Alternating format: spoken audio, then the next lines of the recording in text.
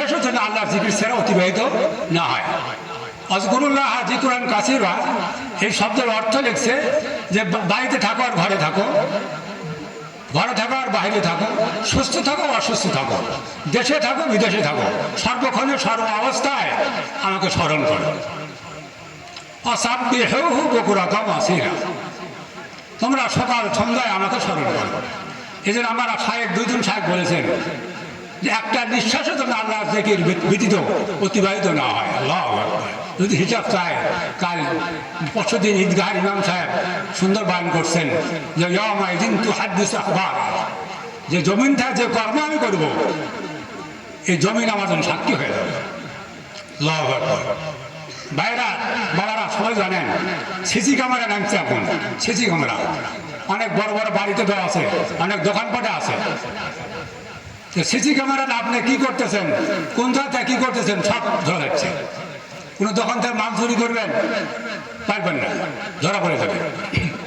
যাই হোক, এই যে আমরা আমাদের জন্য সিসি ক্যামেরা আছে, আমাদের জন্য সিসি ক্যামেরা কি সবাই জানি মনে জানি না, কিরামান কাতিবিন আছে না আমাদের সিসি ক্যামেরা, বলেন আমাদের জন্য সিসি ক্যামেরা। আমি কি করতেছি, কোন কর্ম করতেছি, আমি চুরি করতেছি না, ডাকাত দিতেছি, ঘুষ খাতেছি না, সুদ খাতেছি, জেনা করতেছি না, ব্যবসা সমস্ত এই সিসি ক্যামেরা উঠে যাচ্ছে। এই সিসি ক্যামেরা থেকে আমরা বাঁচতে পারবো না।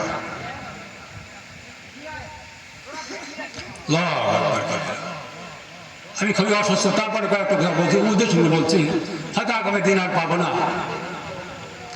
কারণ আছে, কিতাব আসছে তাছাড়াও অর্জন না করিলে ইবাদত বন্দেগীর পরিমাণ যদি সপ্ত আসমান ও জমিনে বড় বড় হয় তাহলে হাতের মাঝে সুলান আর সুলানে ধ্বংস হয়ে যাবে। ওখানে আয়াত ছেদ করে আছে কত আফলাহা মান যাক্কাহা ওয়া কদ খাবা মান দাসসাহা। যারা আলেম সমাজ তারা বুঝতে পারবে। অর্থাৎ আত্মশুদ্ধি না হলে, যতক্ষণ না হবে ততক্ষণ পর্যন্ত কোন ইবাদত বন্দেগী আল্লাহ কবুল করবেন না। অর্থাৎ আমি নামাজ পড়তেছি, কালমা করতেছি, হজ সব করতেছি, কিন্তু আমার মধ্যে অহংকার আছে। কি আছে? অহংকার আছে। ও দিনধারী মুসলমান ভাইরা, দুরাচারী ইবলিস শয়তান আমাদের বড় বড় দুশমন, শত্রু। হাদিস কিতাবের মধ্যে আসছে 6 লক্ষ বছর মতন তলে 7 লক্ষ বছর আল্লাহর ইবাদত বন্দেগী করেছে। 70,000 বছর পর্যন্ত ফেরেশতাদেরকে শিক্ষা দিয়েছেন। আর আল্লাহ পাকের আরশ আযিমে একাকে সিজদার মধ্যে 30,000 বছর কাটাইছে।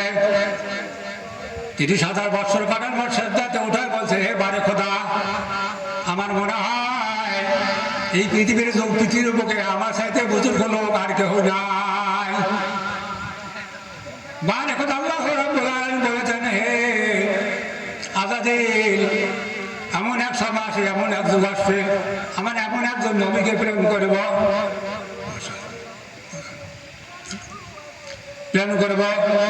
তিনার উম্মতরা নামাজ পড়বে, সেজদা দেবে, রুকু করবে, সেজদা দেবে।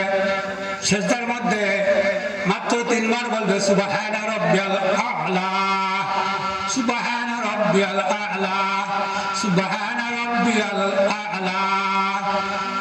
বলে, হে আযাজিল, জেনে রাখো তোমার 30,000 বছরের সেজদার চাইতে আমি উত্তম বদলা তাদেরকে দিয়ে দেব।